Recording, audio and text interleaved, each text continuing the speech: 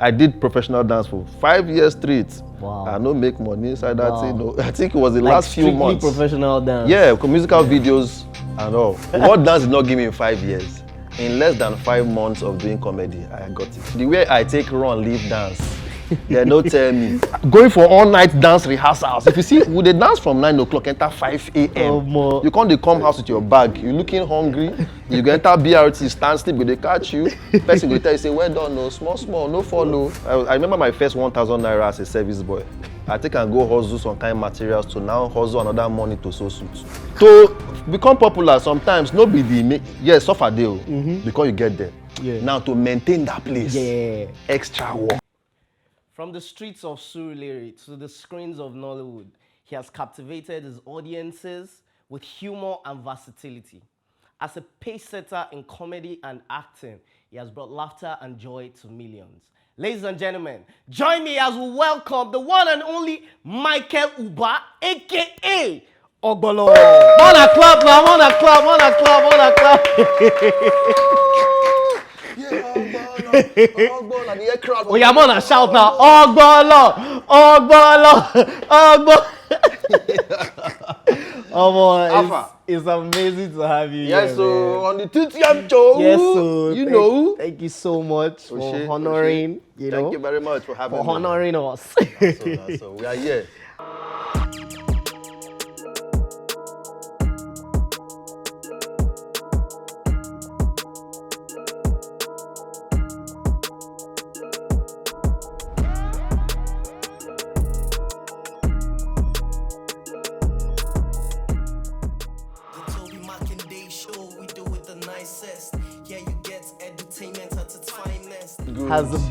How's the journey been, my brother? You know, Nigeria will just make you look like, say, you know, they try sometimes. But we continue to push, we continue to move, because we don't get another choice. Yeah, Okay, let's get right into it. Yep.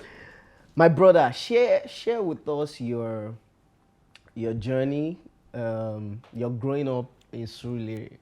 We are aware of that background. So share it with us. How was it like, growing up in Surulere?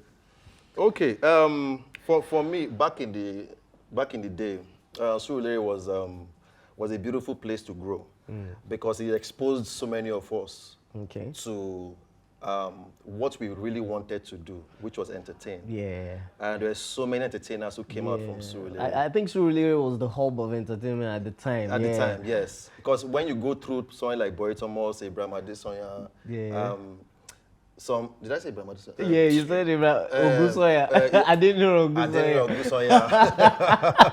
When you go through those places, you would always see a celebrity. And this was when we were younger and we were looking like, see Ramsey Noah, just this street, you buy corn, something. So we could see the celebrities and it just inspired us to want to, and this was a time when, this was still like the early 2000s where things just did change, and it really influenced a lot of what we are doing today, starting from comedy to my dance days, being a professional dancer. Oh, that's true. So yes, now. Baba, you be all around. See, you did dance. I went nowhere, everywhere. You did sing? Yeah, because now the only... No, I did sing. But it was something I never took serious. Because I've been in the choir for years. But I'd always play inside choir. So they look, say, this guy no feel serious. So they can't carry conductor, give me one time, and then they spoil the things. So, but... I'm an all-round entertainer, and to whom much is given, much is expected. Yeah. I've promised myself, say, at least for this life, I would literally empty myself of everything that I've been blessed with. Absolutely. So Surulere gave me it was beautiful because a lot of us were really hungry for entertainment. Seyilaw, Emeka Smith, a number of us, we were crazy about entertainment, and we just loved it.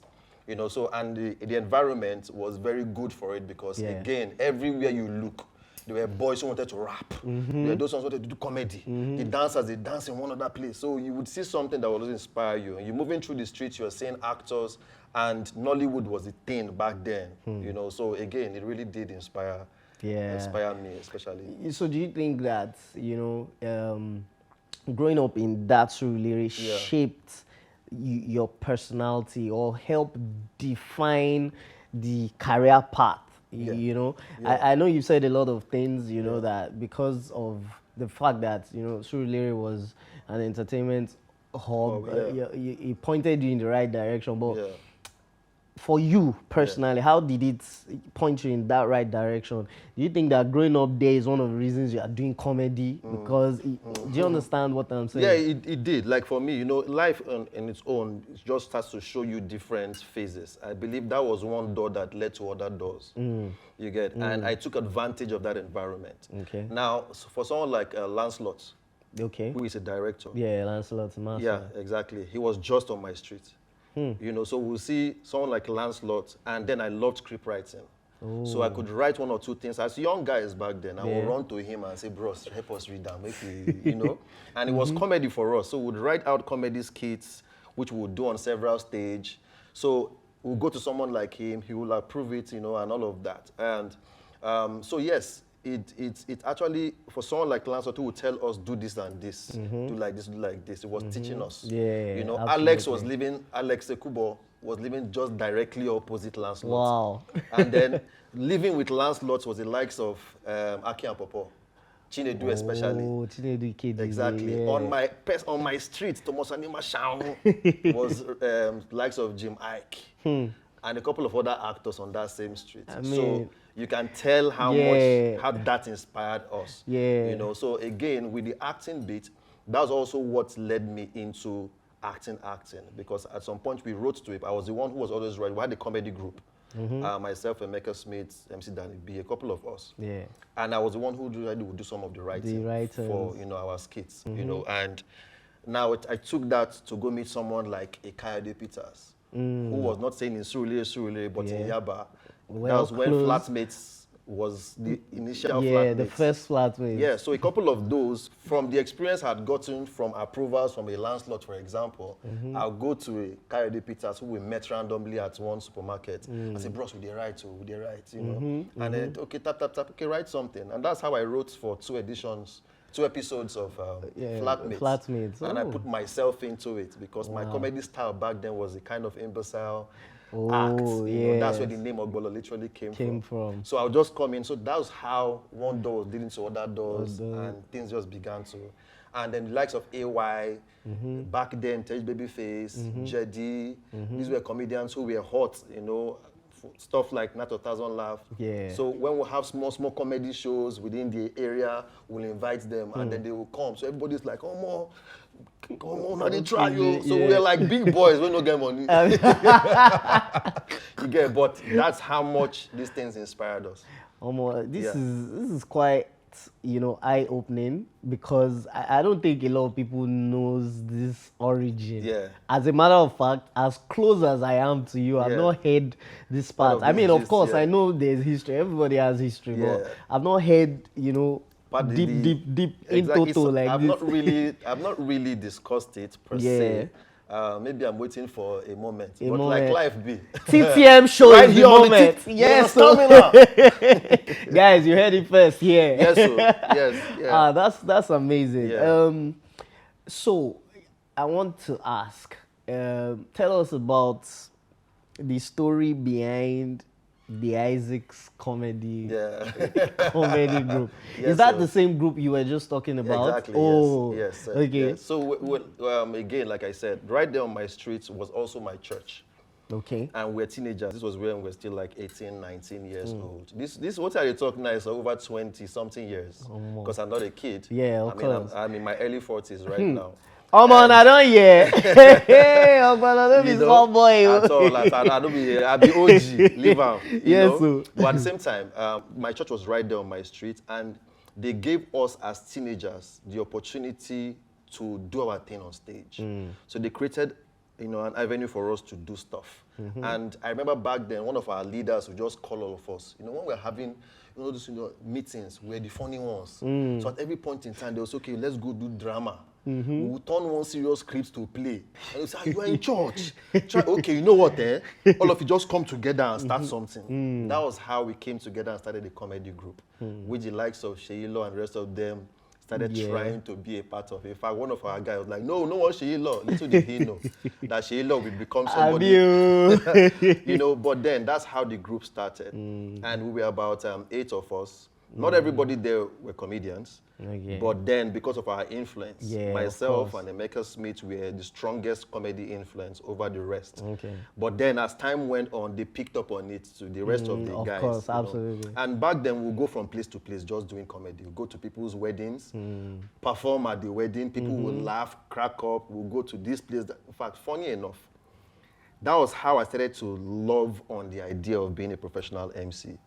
You know, because I would go to an event, see everything that is happening, and then we'll perform. And then the likes of AY is on the microphone being the MC. And we're like, we're in awe. Like, oh, man, this is not something we would like do. Yeah. People, someone like me and Emeka Smith, we used to think a lot. We had this life we are living right now was the dream. You get like, oh, man, one day shall we go, we go, you know. And AY would just come and encourage us and all of that. And AY also was a big influence for my career eventually, because later on, we'll meet on other levels and he'll be like, Ogbolor, I think say you go feed do 1 or 2. You know, that's how I got into media, basically.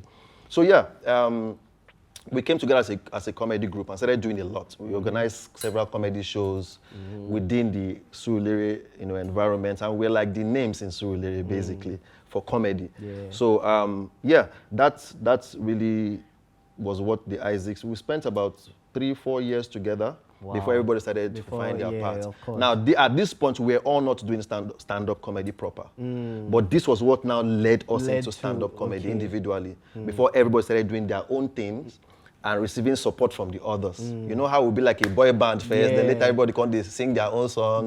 Now you're supporting your other guy now who's also singing, but both of you are not all in the same group anymore, you know, and so yeah, that was what Isaacs did. Isaacs is just from the name Isaac in the Bible. Yeah, I was gonna ask, what was the inspiration? Yeah, you know, it's like when God tell Abraham, say, no worry, I will give you Pekin. That's deep. Yeah, we're very, very that's deep. Like, it shows kids. How intelligent you're like. Yeah, no. And we had good leaders who literally, that church guided us. If not, the bad will come bad later for bad pass like that because, oh man, my eye they chook for bad. You know, but then it grounded us. Yeah. It grounded us. So it helped us. A number of us who, right now, today, I can, I manage my success or whatever it is properly because of this particular background. Really. By God's grace, I've not been inside plenty anyhow talk. Yeah. And it's because I'm very principled. There are certain things that have guided me from that background, that foundation, that those guys instilled in church. Now, it wasn't like a church, all of you should be rolling on the floor and be, no. It was more like, okay, let's guide you. When you make mistakes, we go punish you, but still in love. So a lot of those things help me as a person. You know, while growing up, as much as I play, I'm very principled. That one, I only play with. I know that personally. That's amazing. So you're saying that comedy was the first point of contact with entertainment? It wasn't comedy. It wasn't comedy. Like I said, it was acting first. We're all just acting. Yeah. You know, it was acting. I've always had a crazy love for acting. You know, right from secondary school, I've been winning most of the best actor awards from secondary school. Then even in that same church, I was winning the best actor awards. But then eventually that now led to comedy. So comedy acting now led to stand-up. So while I was doing stand-up, I was also doing professional dance by the side. In fact, I took professional dance more serious than stand-up. So one time I was in Abuja and I had a class to teach salsa. And while I was teaching salsa, my students you first go through my class before you get to the next class. Then they agree come out. So because it was always fun. So a class I had like 20 dancers who are learning to dance, turned to 40. Turn to 60, and then your guy is like, how far now? People need to graduate from this class to the other class. You know what? I said, it's not me. They don't refuse to leave. So it's because he's a very funny guy. You know, and like that now led to stand-up comedy itself, because at some point we had to encourage ourselves to transit from this our comedy group thing into stand-up comedy. And that's how it just... I remember I had a conversation with you where you were giving me the gist of how you used to try and audition to dance for, was it P Square? Yes. They show me Shaggy. Not Peter and Paul. I think they had this brother also, whether it's a brother or cousin, he had one fat head like this. I want to forget that head. I feel forget his name, but that is strong looking head, I'll never forget it. And we used to audition for, I auditioned for dance. I hated auditions. I hated auditioning for dance because, again, anything on this I don't like. Yeah, you generally. That come and be judging me. But I audition. That time I see the mess up pass. So I'll go and do the guy will say, man, your dance is soft, you know. You do fine boy usher dancing. I say, but that's what usher takes us in. But they wanted gigi, back. I say, I'm not gonna kill myself like this.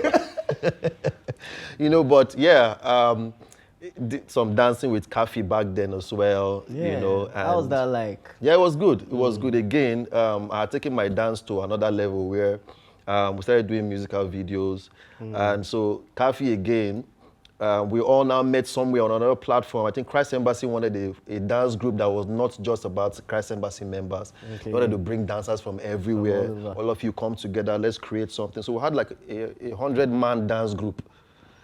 We were among the first 10 dancers who will always be on stage. No matter how, this one, so they will always be, and Kaffy was part of us and all of that. So again, I did professional dance for 5 years straight. Wow. I don't make money inside that thing. I think it was the last few months. Professional dance. Yeah, musical videos and all. And from there, we also learned so much, so much. Again, so for me, entertainment in everywhere. Yeah, I've gone to do almost everything I wanted to do as an entertainer. So where I am right now is part of the story of other stories. Yeah. If you don't know, you don't know. Of course. So recently you posted something on your IG page, your first comedy show. Man, no be how God. much? How much? 30 naira. 300 naira. 300. That was the gate fee. Bro. 300 naira. Guys. Yeah. More than look the picture.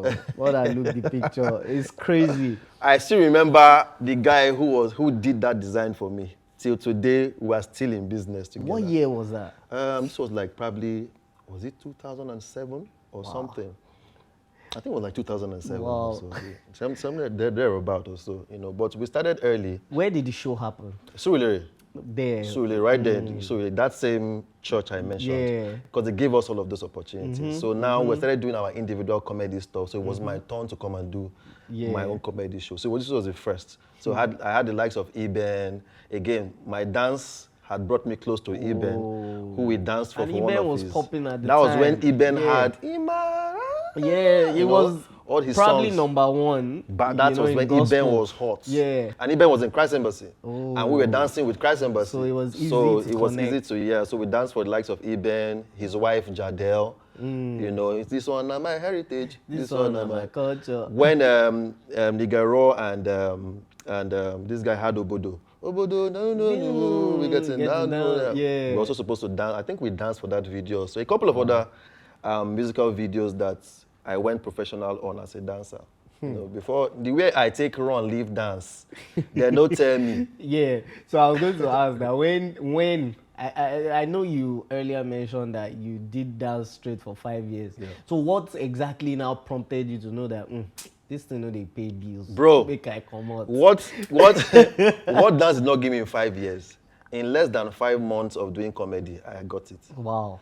Dance did not pay me until probably my last 2 months in 5 years. In 5 years? And that's when I did that salsa stuff. Wow. And that was when the company literally paid and said, okay, take this amount of money for teaching salsa in Abuja. And while I was doing that was when I said, man, okay, you know what? I'm a funny guy.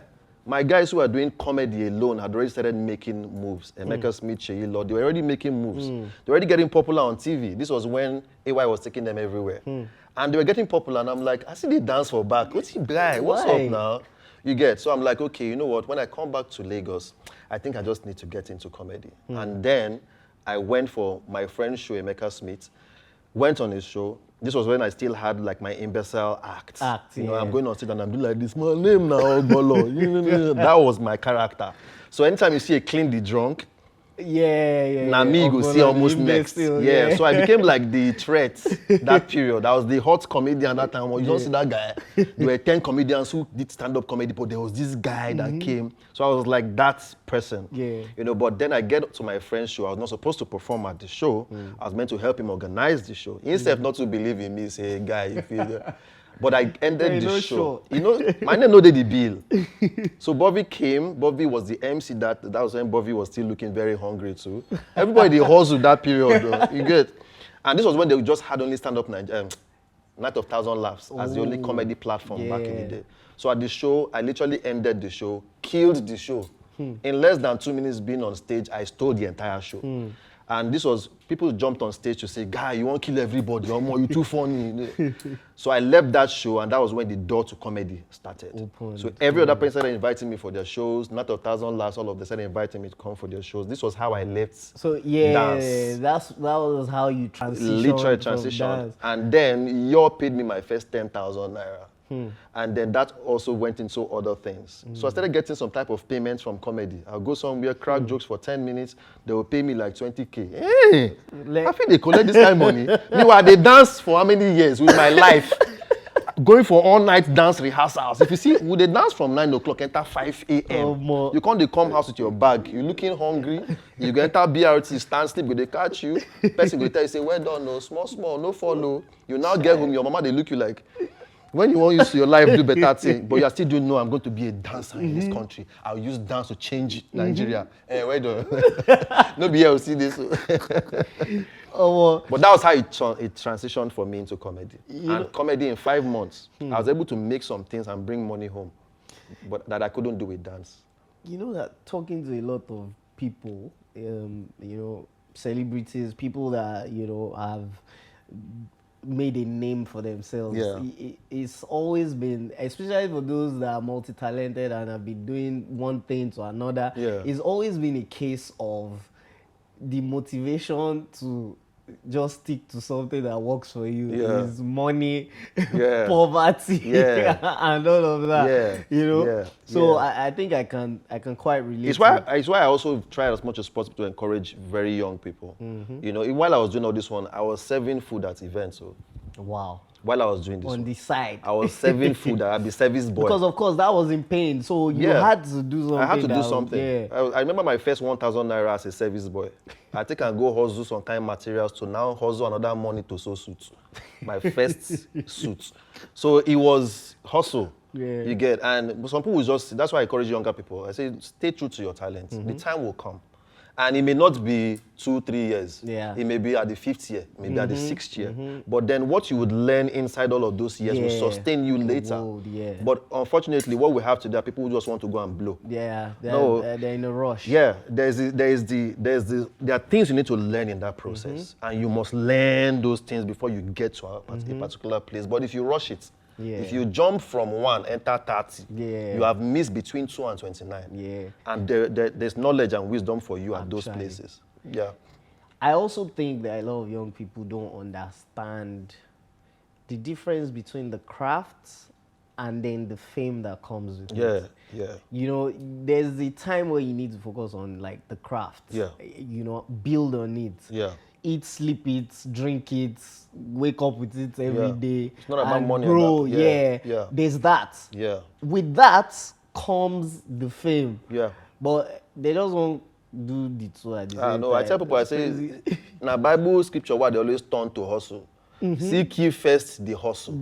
Seek ye first the craft. And all of that fame will be added onto you. No, if you try to break them, I know friends of mine who became very popular back in the day when we hadn't become popular. Today they are nowhere. I only talk because I won't fall anybody's hand or look that, but it just goes to show you. If you pop like this without necessarily learning how to sustain yourself, you go crash at some point. At some point, you have nothing to. My transiting into different areas or niches of entertainment has helped me. I've learned over time how to, and that's why when people ask me about how have you been able to stay entertaining for almost 20 years, 20-something years. I say it's because I've learned to transit. I've learned how to, at some point, change. Still entertaining, evolve. You understand? That thing is very important. If not as an entertainer, when the next popular entertainer comes, that person can take you off track. Especially now. That young people are on TikTok. Exactly. Everybody they don't people papa now don't they do because everybody tries to see make I just stay valuable. Let me just give something. Let me be relevant. Bruh.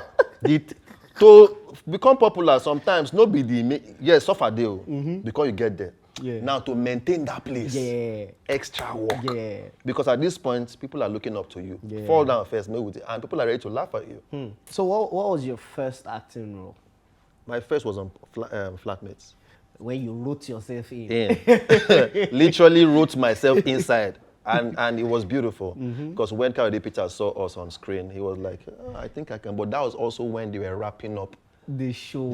Oh. First one. So I was just happy that at least you got at least I took body inside.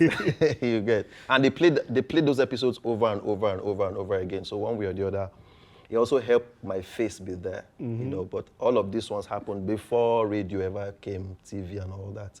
You know, so that was Okay, so I want us to see a video. I go stop to chew gum for the bay. Swim in the ocean for the bay. I go leave my bandana for the bay. Jumping God, and rage for the bay. Watch me as I twerk for the bay. I'ma quit my job for the bay. I feel scratch your eyes for the bay. Speak Jenifa, English for the bay. I go slap Jenifa for the bay. Jay, you the crazy say you go slap Jenifa for the bay. I remember being on this set. Yeah. This particular scene, I remember. So what's up? How was it been, you know, being on that show, Jenifa's Diary? How did you, okay, walk us through the process. How did you get on Jenifa's Diary? Yeah. And how has it been? You know, we shot Jenifa's Diary for how many years? Over 10 years, I think. I think 2025 makes it 11 years. 11 years, you know. Makes 11 years. And then we had the movie just last year. Yeah. Into this year. Yeah. You know, so how's it been? How's that journey been? Bro, it's been as James. How fun? I go scratch your eye. Okay, you know, the truth is, again, like I said, it's also based off of my my history in entertainment. The reason why I was able to do all of that kind of rapping and for that scene is because of the music. You get. At the same time, there was also a part in Jenifa's Diary where I had to play an imbecile. Oh. Yeah, there was time when I needed to escape one thing, so I had to again, was because of my experience from. It's just like even when I chew gums on Jenifa's Diary. Initially, that wasn't James's thing. I introduced that chewing gum thing, because I can't, you know. But then again, how Jenifa's Diary came to, like, you know, I told you that I hated auditions. I hated auditions. But then I started working on radio. Now, comedy led me to radio. This was where I spoke about AY the other time. Yes. So AY had seen me on this show, comedy, this Mnet. Mnet should have this comedy show for comedians where they will pair you with another already established comedian and then you, the upcoming. So I was paired with Tej Babyface. You know, so we had our own show. So they watched it from home. All the comedians were watching that show because it was a South African thing. So if you know that you won't watch to see what boys did. Luckily, I was present and you were to crack jokes in English, not pidgin English. So some of us could do that. So that was how they were able to audition us into just me. Basically, they eliminated almost 50 boys. Sorry to cut you short there. You know, there was this time that I used to think that if you know if you speak pidgin, you know if you crack jokes, especially for Nigeria, because pidgin English was the thing. And usually then our boys will come from Warri and all of that, you know. Please continue. But comedy has transited. You know, it has also transitioned. Rather, you know, from that time. There was a time where you had to look ugly. You had to, Back then they would tell you, all of now they do fine, but you not go work for now. They used to tell us, you know. So, but it has transitioned from that. But the likes of Tej Babyface, Jedi, Holy Malam, back then they used to do English. So, and they were some of the comedians who were also quite close. You know, even though of course the AYs and the rest of them were close to, but these ones had a thing for teaching than other ones. So we also learned from so there. It helped me for that particular audition. I went in there, did my thing. So AY watched it later. Because it was everywhere. They were using my clip even for the adverts. So he saw it and said, "Hey, Ogbolor, man." So was it like a war thing? When you said you were paired with Teju Babyface? Yeah, no, it wouldn't be. No, yeah. It was not a competition thing. Okay, so it's just both of you cracking. Vibing. Iyke Sakudua was the host. Right. So you come in as the up and coming, do your thing. They will interview you, crack jokes, you know. And it was an elite thing. It wasn't like for everybody. They had choice audience. When they're serious, like they look like it. So now your jokes have to be kind of intelligent. You have to click with them intelligently. You know, no, that one don't go work there. They're looking like, who the hell are you? You know, so but then we had the show. AY watched the show later. was like, man, Ogbolor, you speak very well, more than a lot of the average comedians. I think media will work for you.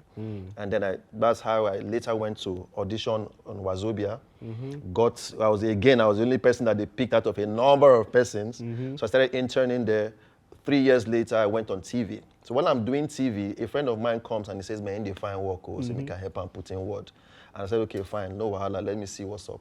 I put in word for him, he got employed as a producer. Now this is Obi Martins, right? And Obi Martins starts to work with Funke Akindele at some point as a writer. He writes, as a writer. Him. Yeah. So while he was working for Funke, one day he just calls me, say, Baba, how far? They do auditions today. I say, for what? Say, for kini. Say, and I know say they do this woman thing where, you know, and this was when oh my God, myself and one of other friend of ours, Larry Foreman, did this where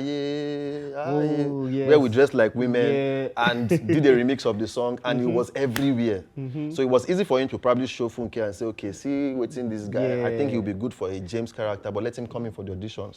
That Saturday morning, as much as I hated auditions, I went into my car, drove straight to where the auditions were happening, got there in less than 5 minutes. You know how of course Funke can be.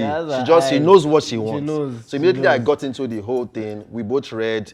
I entered into. Immediately I did 1 or 2 things and I read. She said, you know how she can be.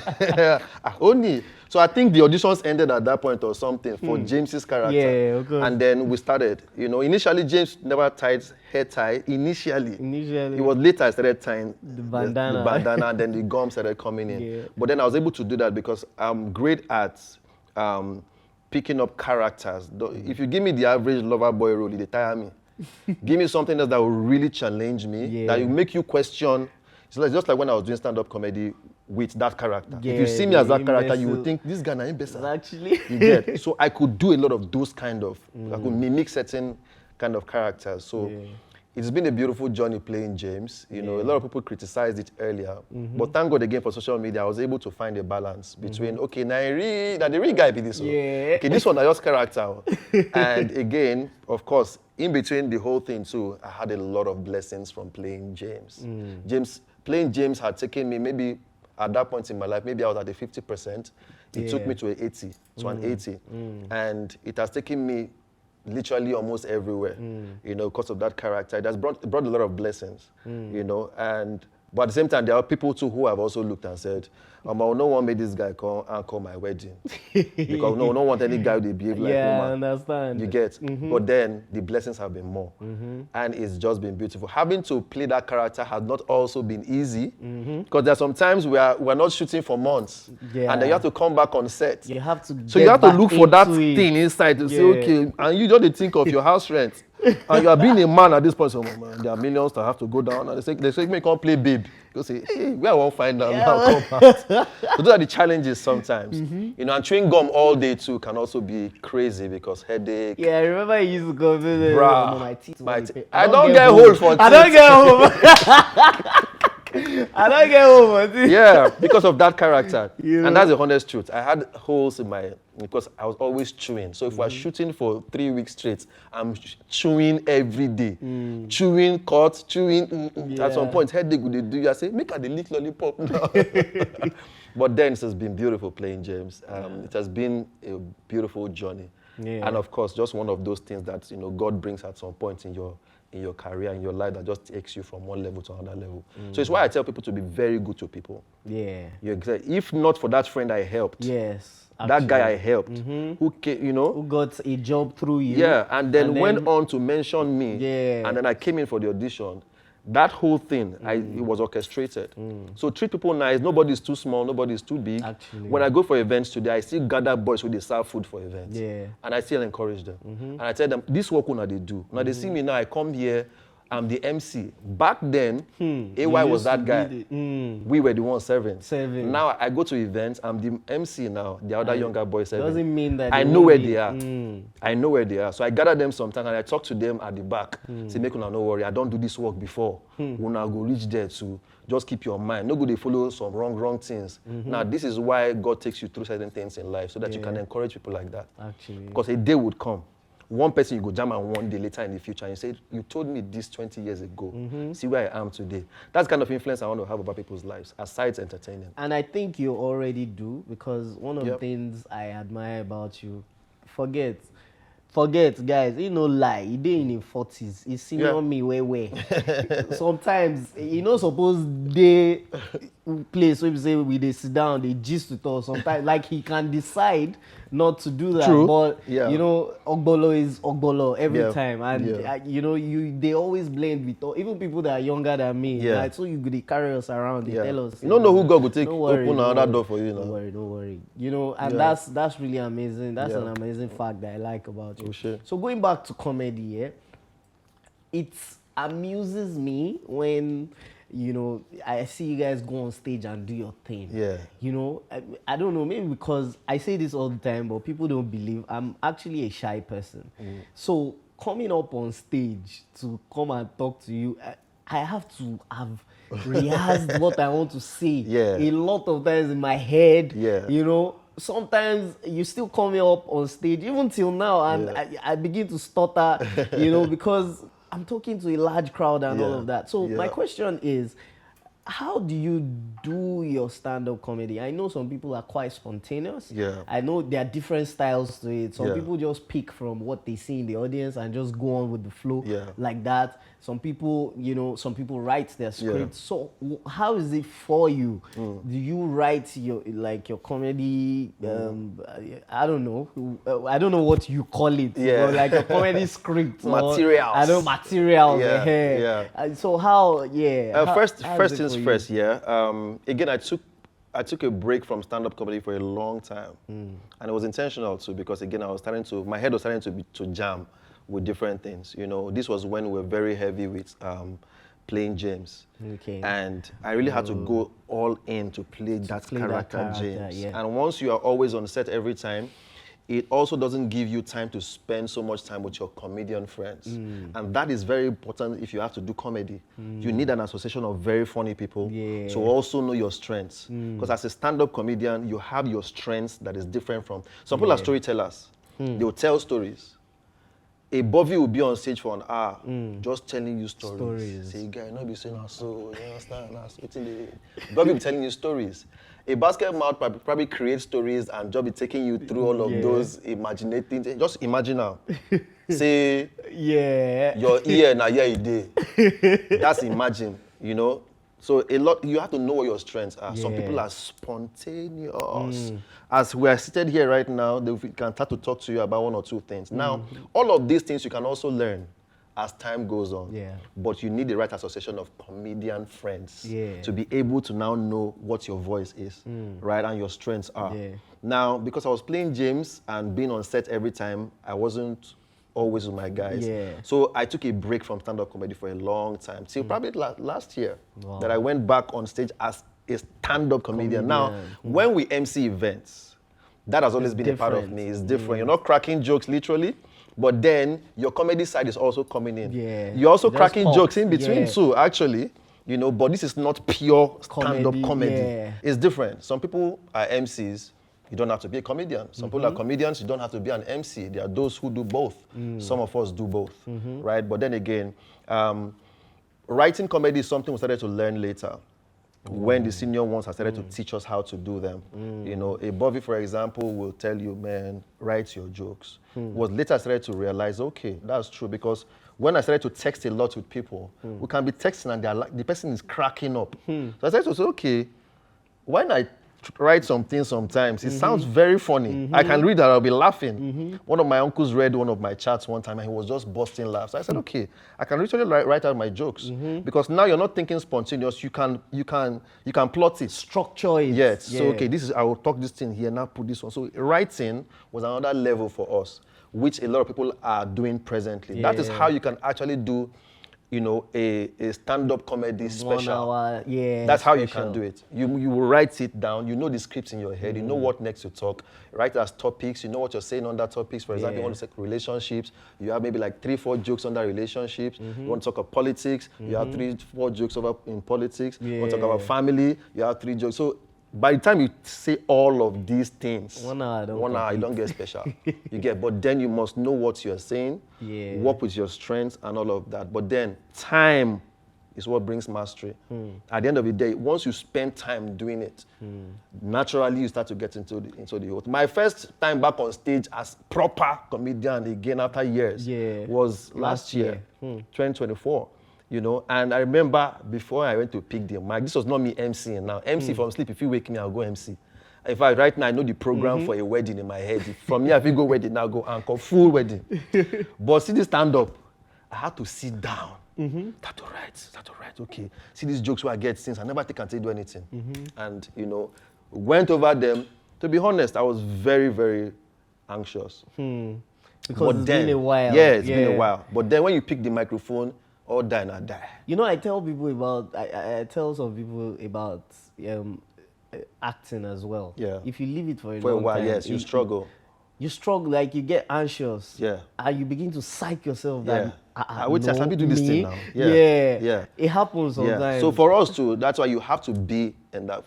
It's a little challenging for some of us who probably God has given different types of gifts. Yeah. You get, for me, for example, you can't just wake me up from stage and say, yeah, come and dance one thing like that again. Even your joints are not used to it anymore. Especially as you grow older. Your body don't tell you, say, guy, your face feel young, but your bone no young. You get, but then, like this year, for example, I really intend to do something for dance. I was spoken to Kaffy about it and said, let's do something. Let's create some kind of wahala. You know, let people just say, okay, this still got it. So, you know, a number of us who are older right now, Brian, Derele, we all used to dance back then. You get, before everybody ventured into other things. Yeah. You know, so yeah. Stand-up, for example, is something you have to really spend some time with to find your voice, find your strengths, know what it is that works for you personally. A Godons will go on stage and be saying some other things his own style. If you try it, if you know work. I remember when I told Ogbolor one time, I said, no shouts. You know, this was me, a thinker I was advising my guy, say, Ogbolor, no shouts. Just go stage, go talk small. You know, use small voice, no shouts. He tried it though. He know what around. It's something we usually see as comedians, say, Koboko flog you. Meaning you had a terrible time on stage. Say, so I was in the crowd saying, yeah, Koboko don't flog. Has that ever happened to you? Yeah, of course. How did you feel? My 2018 show. Now for my own show, it do me. It had never happened to me on every other show. Yeah. Comedians sometimes are usually afraid to be the first to go on stage if you're in a comedy show because you set the tone, for every other person who is coming. So if you do very well, the next person who is coming after you may do well because now that person don't set everybody for laughter. But if you come down, everybody verse come from house audience, you have to psych them before they get into that laughter place, or you are an extremely funny person, you know.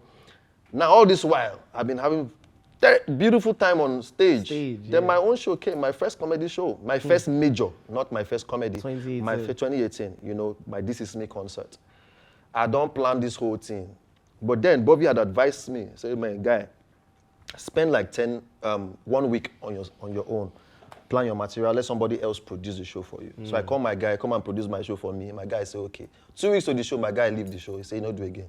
What's happen in the get family problem? Hey. Baba, I know, that's why my hair scatter. I start to produce show. I left comedy, my materials. I say, I beg. I know some jokes we go work. I'm your rough fan for stage. Bruh, I went to the show. As I want to enter show, my secretary, my PA fainted. So she had fainted at the backstage because she had some health issues I didn't know. So I was destabilized. Listen, gentlemen, Ogbolor. I went in there. Inside my head, I said, nothing there this head, though. Nothing there. Nothing there in my head. I said, I go feed CY now. In my head, PA don't faint for back. Who go attend to Ram? Is anybody attending to her? Because we're just the two people backstage. So I'm thinking all of these ones. I start to hit jokes. This one funny, this one not funny. My normal jokes were the funny normally. It was not funny at this point. I say, and when that thing is happening, there are some people who know to control their face. They call that for friend, they look like this. So you don't look, say, in your mind, you say, am I a comedian like this? Is this for me? Is this my destiny? But then I was wise enough to have also put other things to make the show very beautiful. And at some point I just said, ladies and gentlemen, that's my time. I left the stage. I think I probably spent like 30 minutes on stage and left the stage. Make a no go tilt low, pass Lower like this. I run. I brought Solid Star on stage, I move. So while he was doing this, I would come back, still crack 1 or 2 jokes, he go walk, I would run again, come back, so I became the MC. Bruh, it was a terrible one. And after that one, it really made me sit and say, are you really sure you want to do this? This is me being vulnerable. The one I'm saying now is what a lot of comedians will not tell you. That sometimes it will mess with your head.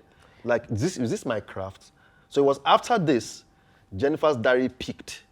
Then I said, okay, let me just leave this for a while and go to do Jenifa's diary. So I left it for a while. Really, really did leave it for a while. But inside all of this time, I was still writing down jokes. That the day will come, I will come back to this. Yeah. I continued writing jokes. So up until last year. 2024. Yeah. Wow, that's... And then I went back to do it and it was amazing. I remember leaving that show that day and I was like, gee, it's still there, it's still there. Don't worry, it's still there, it's still there, it's still there. So 2025, I'm doing a lot of stand-up comedy and all again, so yeah. I think a lot of people, a lot of your fans will be looking forward to that. Honestly, see, I want to bring everything together at some point. You know, even the dance, everything, the comedy, everything. I'm just going to bring everything together and I'll see how far from there. I mean, I'm happy about this story you just said because I don't think I've heard comedians talk about No, they don't tell you. Among ourselves, we do those talk. Like, come on, man. In fact, there are shows where we'll be together, like a seyilaw, for example. Seyilaw is one of the funniest, at least from my set, that generation of comedians. He was one of the funniest. Seyilaw was so funny. Seyilaw became a threat to the next comedians. Heavy threat, though. You wouldn't want him to come before you, because you can still, after you perform finish, everybody feel they go out. So who else want to come and be funnier than this person? You know, but then again, Seyilaw performed one day, scattered one show. No, he was terrible at a particular show. When Unilag, he came there, had a very terrible show. All his jokes, no one worked. You know when students had to say, come on for there. We would dance, they say, hey, our guy, our shiny light. You know, for meanwhile, who are we? Who are we? But funny thing is, I went on stage and had a good time. Seyilaw left a terrible performance and went to another show and destroyed the show. Same day. Same day, same jokes. To tell you that it's very crazy. Chai. It will work somewhere, it may not work somewhere else. But as an entertainer, you have to also be able to manage those kind of situations.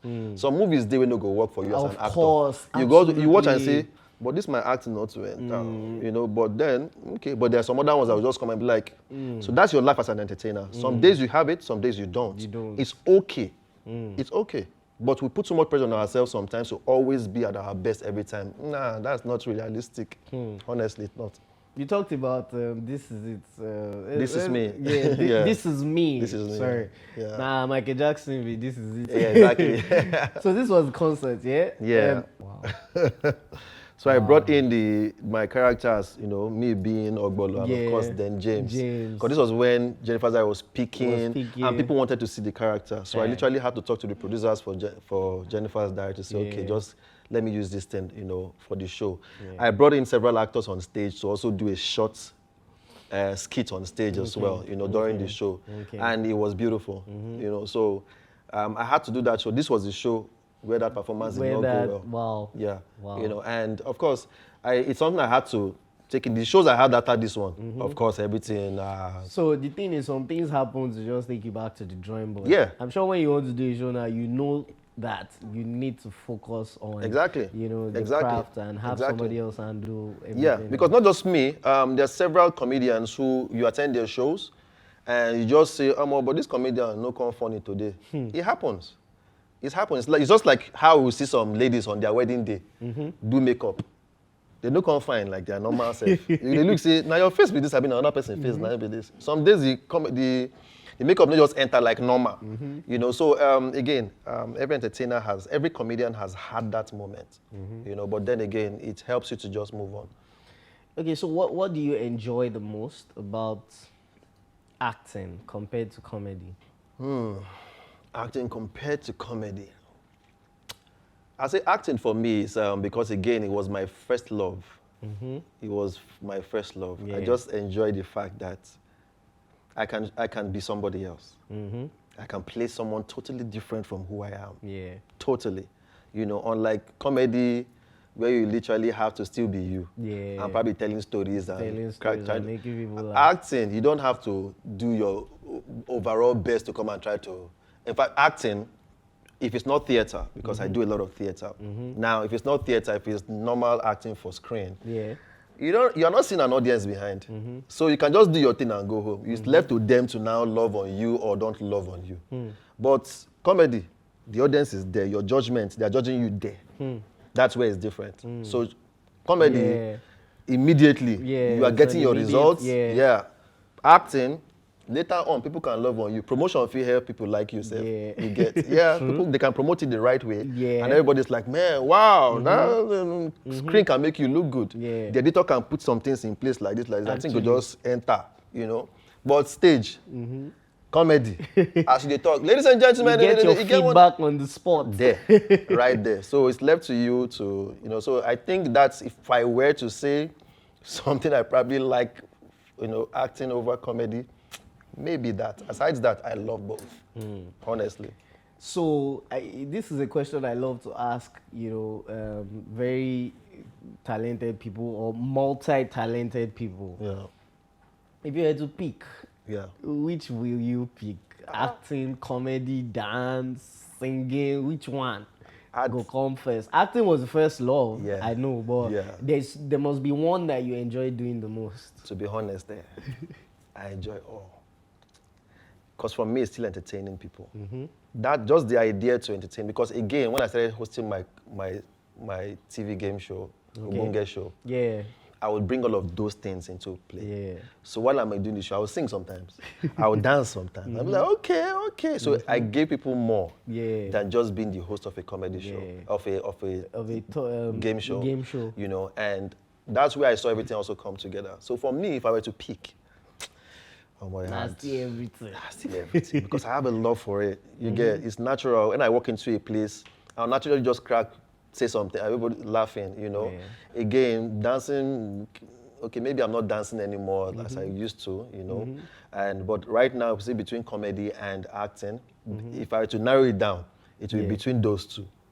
Comedy, acting. But then again, they're like this for me. They're interwoven. You get. So I no peak. Permit me, I no peak. I beg, I no peak. So this question I ask lots of like. But if you come to the money, brah, comedy, of course, because less stress, brah, more money. See, I can spend 4 hours at an event, and the money I'm paid is totally different from the amount I'm paid to be on set acting for maybe 1 week, 2 weeks. That's why a lot of comedians are not doing acting, honestly. Because acting, you need love for acting. Actually. You just go and finish one place, and they give you one kind of money, they go out and say, after all this, my sweat. They love and passion, and they keep that love, Unlike comedy can spend 2-3 hours on stage doing comedy / MCing, and you're going home with 2M. Meanwhile, you're acting where you do 2 months. They don't pay you they don't even pay you the one you get. So again, if I want to come to the money aspect, it's not money. You get. Besides that, so both of them, heavy love. Tobimakinde Show, we do it the nicest. Yeah, you get entertainment at its finest. Welcome to the game segment of the Tobimakinde Show. So my brother, the game. Let's go, let's do this. The game, they very simple. No wala. You go run now, no worry. I don't know, sir. No stress. We'll do it. I'm here. Okay, so it's called the Echo game. Echo game. Yeah. Basically, the rules of the game is every answer must start with the last word of the question. Every answer must start with the last word of the question. Okay. And then the second rule is no hesitation. No repeating of answer. No. Baba, you got this now. I know you got this. Let's do this. Let's do this. Let's go. Yeah. Just hype finish. You're hype. So you don't have to do anything. What's your favorite drink? Drink that I'm able to drink. I don't repeat. No, drink that I'm able to drink will be Coke. Are you sure? Very, very. I Okay, so we'll take this one as the example. Yeah. Let's go.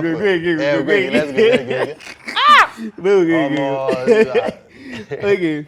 Okay, let's go. Who is your favorite celebrity? Celebrities that I like in this country, number one will be Michael Uba, aka Ogbolor. Yeah. Do you really think it's worth it? It should be worth it because he said don't try. What's your favorite food? Food that is eatable at any time. I don't have a particular type. What's something you regret? Regrets come in several forms. One of my regrets will be not starting at a particular time I wanted to start. That will be my regret. Yes. What is dance? Dance is a form of exercise, one that you also do for entertainment value. That should be a summary. What happened in the year 1914? 1914 was a year where so much happened. People were living, people were dying, people were eating, people were marrying. That's what happened in 19 whatever. Are they killer? No worry. Don't worry. I don't run out of questions. Ladies and gentlemen. Ladies and gentlemen, he has won the game. Don't worry. Round of applause now. tobimakinde show, we do it the nicest. Yeah, you get entertainment at its finest. So this question I ask like comedians or actors who have spent a long time doing comedy shows or the comedy series on TV and stuff like that. Yeah. Now when it comes to, because you know it's acting, you can play different characters in different genres, comedy, tragedy, whatever the genre is, you know. So how do you find the balance being a comedian? Because Ogbolor, you are very funny, and I'm not saying this to gash you. I'm not saying it because you are here. You know, when we did together for our circle, Laughter the roll. na laughter, or you know. So you're very funny. So when it comes to picking up roles where you have to now switch from not being to play serious. English, from not being a funny person to being serious. How is it like for you in such moments? Because Ogbolor, I can tell you for a fact, if you try to act serious for me, I go dey laugh because I go dey look beyond. People don't like it. I've noticed people don't like it. If you form serious, it's like you go only make me dey laugh. The one I'm playing, I'm playing one lover boy in a series right now, Just Us Girls, where I'm like this boyfriend that people know to like, and trust me, the feedback is Baba, Uno, I beg, Chris for that thing, Chris, you know. I think that for me, it's not so much a challenge, but then the comedy in me will be screaming. You see, do something, you know. But then again, as a creative, it is also left to me to try to play other things. At least people should see diversity. Because before, it was also part of the things that caused problems for some of our older actors. At some point, they couldn't do other things. Because people just... stereotype. It's almost like playing James. I've had almost 30 scripts sent to me to play that same kind of character. Nah. I said, come on. Of course. You get? I said, come on. Yeah, I'm an actor, you know? now. I can do other things. Of There course. are other crazy things I can do, to be honest, that I can do. You know, so but then again, it has been a challenge. Funny enough, I usually don't get serious roles to come. Again, they'll say, come and do something funny. Because they already know you as so I'm a also funny okay person. with it. You know, I'm also okay with it, you know. But moving forward, that's why I also personally, in the nearest future, I'll have productions, personal productions. Where you can now play what you want. Play what I want. It doesn't always have to be comedy. It doesn't always, because again, I want to try to do that. If in the future I become like Mr. Ibu, for example, where he got to, may so rest in peace. At least I want to also be seen differently, to be able to play what an Igbo will play, but I also want to be able to play what a Jimiyke should be able to play. So actually. I want to play that or see a Ramsey Noah. So be able to see diversity with this particular actor. I just don't want to be seen just as this. As much as I love being that, I also want to be seen as others as well. You know, just to create more opportunities for yourself. Because it can also be you limiting yourself. to doing more, you know. So, but then again, finding it sometimes, like I said, the comedy could just scream inside me. Baba, Chris now, just Chris more, you know. So you talked a bit about your journey into media. Yeah. So I want us to talk more about that. Okay. You mentioned AY and all of that. Walk us through it. Okay. Now AY just encouraged me. Said I think it would be good for you to do radio. And like I said before, went to do the auditions. I was picked out of everybody, but I was picked as an intern. Now this was a time in my life where my name was already hot in comedy, so I did not necessarily need this, to be honest, but because I had learned so much. Now, all that time when I was also doing dance, serving, and doing comedy, I was also going for speaking classes with Feladro. Wow. So Feladro literally taught us. He had this thing called Speakers Corner, where he would bring intending speakers together and just train them. And also, we're the ones that we always the students. Wow. So he literally passed speaking to us because I love to just speak. Give me a microphone, I go talk 2 years. You know, so that now coming into media, I just wanted to do something extra, as AY had also advised me, because now I was seeing the pool of comedians in the industry and said, if you have to be a bit different, you have to do something a little bit different. Because this was when he too was also trying to come on radio. So me, I'm like, okay, if AY would already make name, he's advising small me to try and do media, and he is also coming towards media, then that means this is the next thing. So I went for the auditions and became an intern there. Now, Adaku. Lolo One was my boss then. So I stepped into the studio then. Lolo was big on radio. Her name was everywhere. You just hear Oga Madam on radio. Now Lolo was big. Adaku was big on radio. She still is. She's still, I mean, you know, even though she's not doing radio proper now, you know, but then she was everywhere. So I stepped in, I saw her on the microphone, and I'm like in awe, like, wow, okay. But then in my mind, I'm like, if I funny for comedy, so not even try. You know? Then, of course, went in. She took me through it. She literally taught. This was when we were still boss. She was like my Oga. I was intern. But in a few months, everybody gravitated towards me. So I was not seen as an intern. I was seen as a co-presenter. My duty was just to come and make announcements and go and sit down at the back. But then I learned through all these things. I humbled myself. The honest truth was, by age, I was older than a lot of the presenters, but they didn't know. But sorry, and at this same time, my name was everywhere. So I literally humbled myself to go learn. So I was on radio for about almost 4 years before I now went into all this time. I didn't have my own radio show. I didn't have a particular radio show, but I was stuck with Lolo and Eagles for their own segment. But of course, other presenters would use me at some point to just fill in for them. And I took every opportunity. I was just hungry for this thing, you know, that I love to do. And on one of those nights, Iyke just called me and said, Ogbolor, someone is not going to be around for 2 weeks. I will want you to fill in for the person. This was a few months after I had just joined. And I said, opportunity. I jumped on it. Lolo just encouraged me, try, do it, you can do it. You know how to talk, just. And I'd had some other ideas, being a creative person. My head is full of ideas. I put everything into the guy's show. I literally did the guy's show better than the guy. For them to call me for a meeting later and say, would you want this show? I said, no, I don't want to come off food for person mouth. I don't want to be the reason why my guy man lost his job. I don't. So I said, no, I'll remain an intern. This was a big sacrifice, because I could have innocently taken it behind. And the guy, promotion be that. Yes, now the guy don't go no say now I chance him. You get. So, but I said no. I told you asked me about 3 times. Ogbo, you sure, Ogbolor? This is not your opportunity now to come get your own show. I said no, I don't want to remove food from somebody else's mouth. So he said, okay, fine, no problem. So I continued as an intern. I was an intern till I went to TV. But I was being promoted on the radio as a co-presenter. I was never done.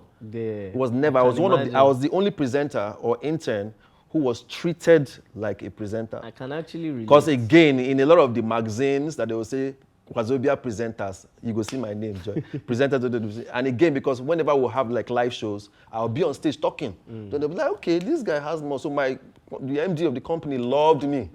So he was one that said, man, TV will be very good for you. Lebanese man. TV will be very good for you. You think when you go on TV, just add your face to the name on radio, it will be very, very good for you.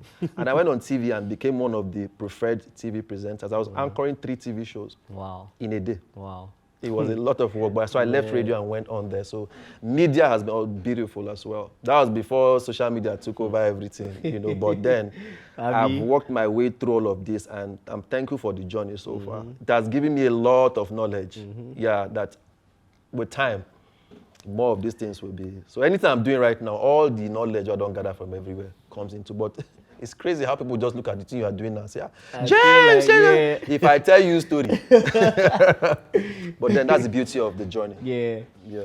Okay, so you mentioned something earlier about, you know, how disciplined you are as a person. Yeah. You know, that's why the fact that you're very funny, you're jovial, you're in the entertainment industry, you know, you've decided to be disciplined, because if you're not, you can just lose go yourself. astray, and lose yourself. So what's your take on people who just do anything to, you know, go viral or to be popular, or you know, just trying to be controversial for the sake of virality and all of that? What's your take on this? You know, I just tell people, you know, because again, like I said earlier, OG like us, some things they will don't see. People need to be very careful of tomorrow. Some things go bite people, eventually. No, some of us are just looking like this.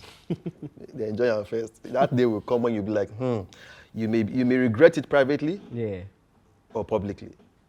But at some point, you go ask yourself questions. Again, I'm especially in this social media age, there's so much I see on the social media space. And tomorrow, you know, at some point, even Insta blog carried one talk I said, that year they were my case. You know, where I said, man, you don't know who you go be tomorrow. And okay, I said something like, all these girls, if you be one rich man wife tomorrow, they left everything I said and said, must she be a rich man's wife? Why don't you say she can be a rich woman? I said, sorry. All join. You know, you can be someone tomorrow. And this particular thing will mess things up for you. People are ready to go dig up stuff about you that your competition can literally use against you, and it will mess you up. If you, for example, you have a sex tape, and tomorrow you want to be governor of Lagos, and I may be your competition. And back then you were flexing with it. Maybe it brought you a lot of self-acclaim and all of that. And you enjoyed it that season. 10 years later, you are going for governor. Me now your competition. I'll go bring and come out. I will spread that everywhere to spoil your opportunity. That alone creates problems for you. You get? It creates problems for you. So at some point, one has to be very careful of what it is that they're doing presently. Especially the Gen Zs now, we no one hear word at all. You know, I just say to people, be careful. Be careful. Sadly, we're in a time when it's like the more negative, the more raunchy your content is, the more sexual it is. You know, the more people are ready to consume. You get, but then again, this same audience, tomorrow just mess up. It has happened. There are people who they've loved, and in the space of, see my friend Nedu. I remember back in the day when the news of his marriage came up, you know, about, you know, his ex-wife coming forward to say stuff like he's not taking care of his children and all of that. In 24 hours, they nearly killed Nedu. Same audience who had been enjoying his content since, almost killed him and said, he's a useless person. 24 hours later, the same Nedu now released his DNA result that he's not the owner of the children. The same crowd again turned around, wanted to kill the girl. To tell you that the audience shifts. So if you're trying to please at some point, just because you want to gain that thing, my brother, they are going to change tomorrow if you now fall. Now that's just telling you how the audience can be. You get. So at the end of the day, you have to be very careful because, Baba, all that thing where you try to do, at some point, if tomorrow because how many do you want to do, literally? How many of these doing anything for fame thing do you want to do before you can sustain yourself in the industry. How often do you want to continue doing everything crazy? Yeah. So just go on your creative side. In your creative pool, there's so much to do. Develop it. Yeah, develop it. Because today, especially ladies, man, I'm sorry to say, and I'm saying this straight to the camera without any apology. Yeah, ladies have to be careful. Women are the ones who are, men don't even influence too much anymore. The ladies are just naked on social media. Everybody don't come out clothes. Man, bro. Sometimes when some girls, they talk for social media, they shock. Oh. Some of them will telling you, yesterday night, this was how this guy handled me. They would describe everything. How many guys have you seen on social media space telling you how they slept with one girl? Ladies are talking about these kind of things now. I mean, they are, but like when you compare numbers. When you compare numbers, man. So I beg. So everyone just needs to be careful. Tomorrow is so big, I learned that thing. Tomorrow is big. Yeah. Tomorrow is pregnant. Tomorrow is big. Tomorrow is so big, especially if you're in your 20s now. You still have a big tomorrow. That means you have about 60 years, 70 years. You have to be careful. Because anything you do, that's time can affect the rest. You have to be very careful. Some of us have been able to stay this long out of plenty controversy because we've managed to also say, okay, even on the bad way I do, I still do it for back. I know, bruh. Yes, now I still code myself. Say, all this one we want to do. You don't have to know. On this thing, everybody now doesn't smoke. Tomorrow night, you come and say, please, I need money for kidney transplant. Baba, you go smoke. Why you do it for screen for everybody? Because so those times will come. Some of our older actors who started to develop sicknesses and all of that and needed public funds to help them and all that. What led them there? For a lot of them too was careless living. So we have to learn from people who have come before us. You have to learn from those who have come before you. The time will come, we'll all be old and gray. You won't have the energy to do all of things you were doing before. So at that time, who are the people you can call on? Who are the people you can really call on? So there's a lot, man. People have to be very careful. Tomorrow is so big. I'd rather people be establishing better connect for your tomorrows. For your because as the thing continues, the numbers drop. It will happen. It will happen. You can't be popular forever. True. It will happen. So for anything you want to do now, shall just let yourself, at 80, at 70, what do you want to sit back and say, I'm happy I did this? That's what I'd rather do. At 80, I want to be happy. Tobi should be happy that I started this my show and this where it has taken me. It's now international. It's doing XYZ. I'm glad. Amen. You understand? Yeah, I mean Amen, that is somebody. it. You understand? That's what it has to be. You get at 70, at 80, your children should be able to sit down and say, our dad did this, and generations to come have been able to feed off of this. But you say you can't be 70, 80. Now only Igbo they see the smoke throughout. And now we'll now have Igbo plantation. So people need to be very careful. That's what I'm trying to say. Okay, so in what ways has Nollywood changed since you've joined? I mean, you've done years, man. You've done years. And there has been an evolution. So, what ways has Nollywood changed, since you joined? Shout out to Nollywood, to the actors, to actors turned producers, actors turned directors, actors who have gone to further their craft to also learn more and everything. They literally changed the entire industry. Because there was a time when marketers, back in the day when we used to have cassette tape, when marketers were the ones who were saying everything. We too, of course, we're also going for auditions at places like Winnie's and all of that. We hustle those times, so go to National Theatre to go do auditions, plenty, go and hear no and go. It was crazy. But then, later on, things started changing. Some actors started producing their own movies and deciding for themselves. The cinema came at some point and just took things off of those other marketers, those Igbo boys that were just saying, nah, just put Ramsey Noah inside that thing. So in one movie, you see Ramsey Noah and Jenifa, husband and wife. Another movie, Ramsey Noah and Jenifa, brother and sister. Another movie, Ramsey Noah and Jenifa, boyfriend and girlfriend. Another movie, their neighbors. The same thing. So you can see 5 tapes, the same people. But things have changed over time. Now we have better stories. Now we're having better writing. Now people are settling down to write well. There was a time when you could literally just see the movie and you can tell the end. Now we have writers who would take We'll you. try and- You won't see the end coming. So it's a thriving We industry. still have the bad ones. Of though, course, but, of I mean- course, of course. Those ones go still there now. If you know the high one thing, you say you good. If everybody good inside the whole thing, nobody. Of course. Some people got to blind for some other people to see road. You get. So at the end of the day, shout out to Nollywood by itself, literally, have been able to, take it from the level where it used to be back in the day to where it is. So I shout out to Nollywood. I've seen Nollywood change, like I said. Better stories today, better pictures. Now we're having collaborations with international, so there's a lot that is happening, and it's just beautiful. Before now, you wouldn't see movies on spaces like Netflix and the rest of them. They are there today. So there's crazy improvement, crazy. In the whole of Africa, for example, it's been beautiful, I must say. Growth. So, what's the most bizarre? So I'm asking this question. I'm asking this question because we've had lots of conversations, and Ogbolor will always tell you stories about something that happened back in the days when this, and we will just be rolling on the show. So please come and share with us one of those stories. What's the most bizarre moment for you in your career or in life generally that nobody has ever heard before?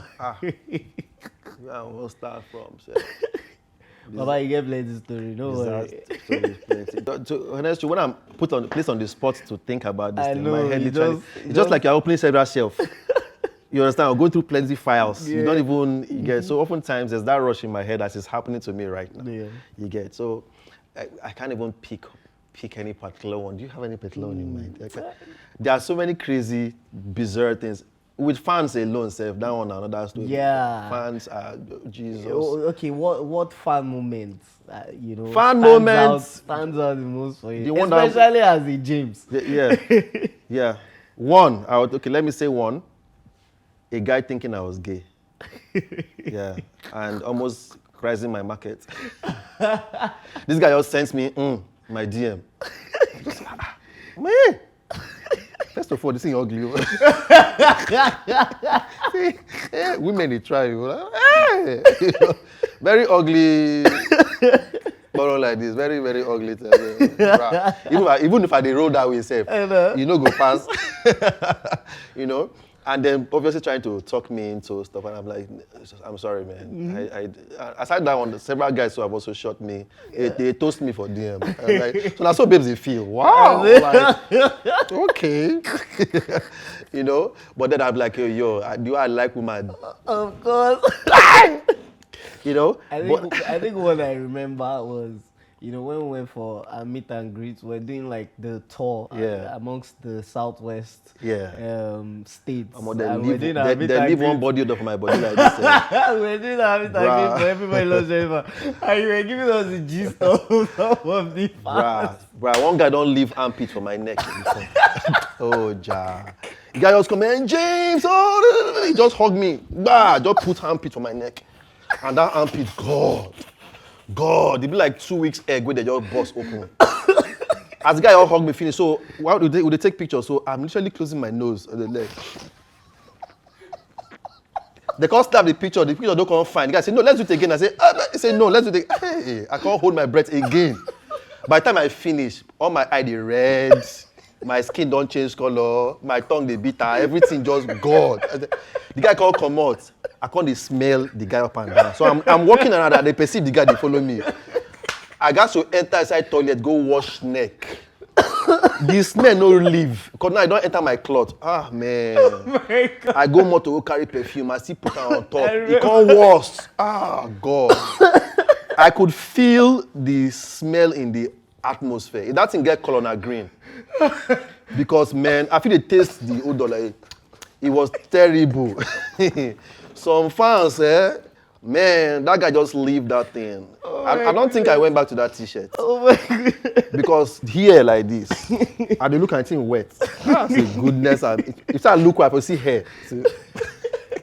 Terrible thing like this, man. Oh From that day, I was a bit. Yeah. Anytime anybody just near me say, let's take picture. No, put your hand for my trauma. Won't kill me. Oh, but don't do. No worry. No worry. But I just don't if you just do like this, like men, man. Just We just do do, like this. Yeah, no content. Take Oh my your take me.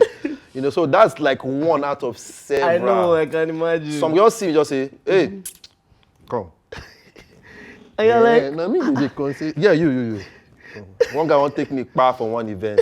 Man, I change that for the guy. No believe himself. He say, he won't use me shine for a guy. I say, I don't know you before. Come now, we are your fans. Me say me call the order me up and down anyhow. You know, but that one with fans say take brah. I can't imagine.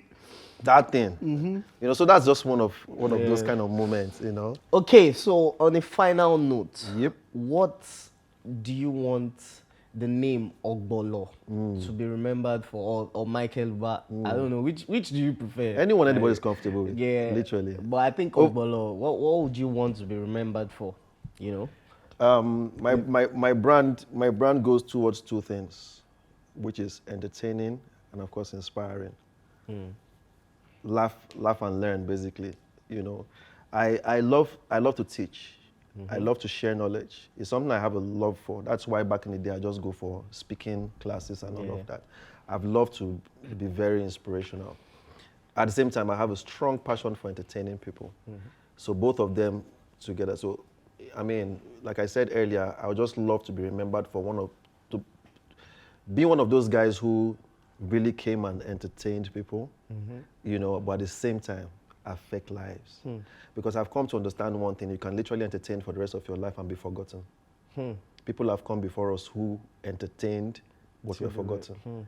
And it just takes the next person to come and you'll be forgotten, honestly. Now, that's where inspiring people's lives come in.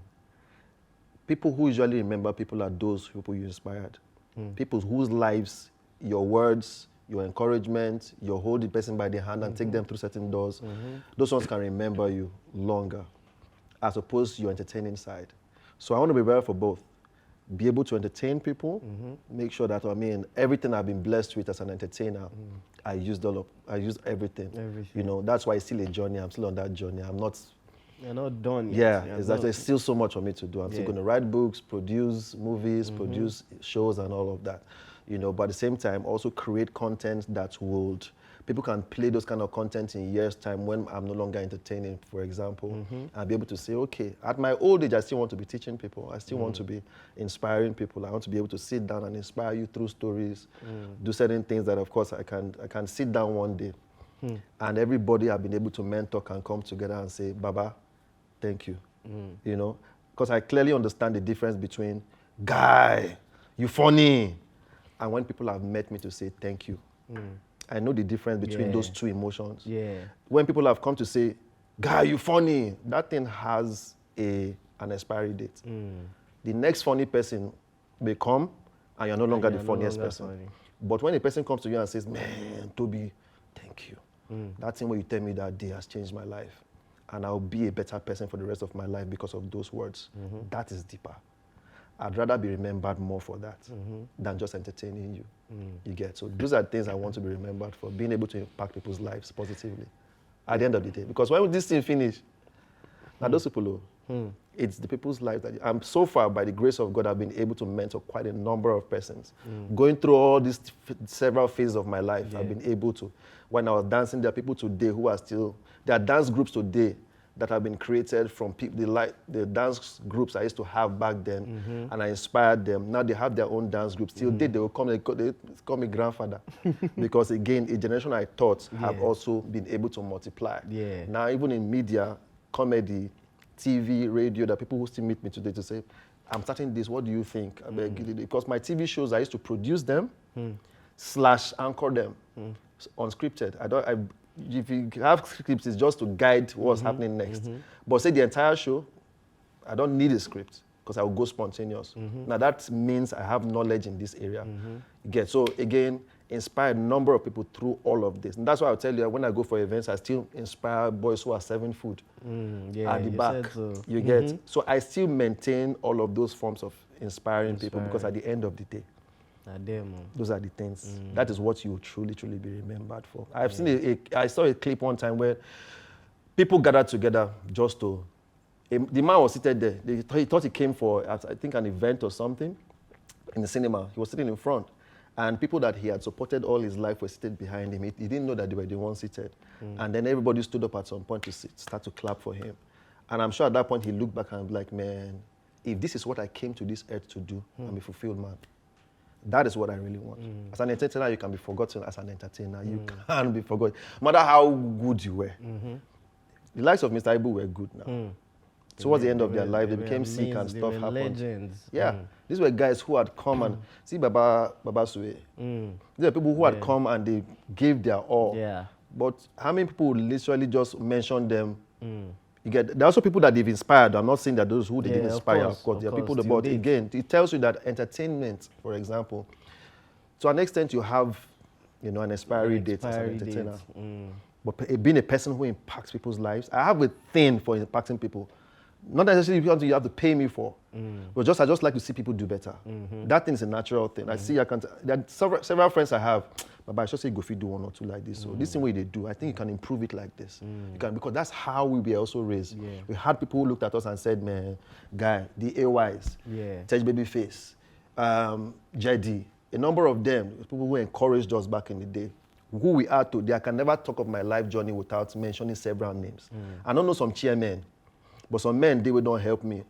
And a year, for example, who paid me 10,000 for the first time. 2 years ago, 2 years ago, both of us were on stage together to do a 2-man stage play. We had 3 shows. In the whole weekend, we had two shows, Friday, Saturday, Sunday. 2 shows, Friday, Saturday, Sunday, 6 in a weekend. And he paid me good. Now, this was somebody I used to look up to back in the day as bros, and they would encourage us up until I got into radio. That Flatmates I mentioned, yours was on Flatmates. And that's where we really first met. Before we now met on radio, and then comedy, and then finally, now we are like colleagues. You get?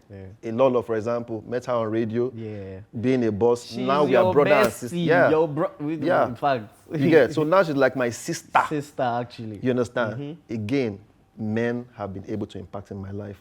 I have to impact other people's lives. I owe it to people. If I've been able to, fetch from the other people's wealth of knowledge, I should be able to also give to other people.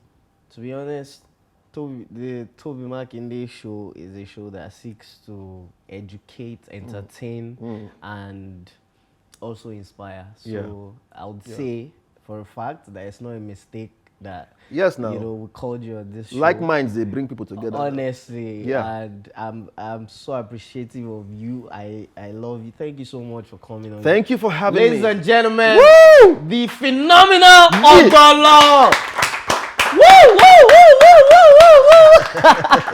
Oh shit! Thank you so much, man.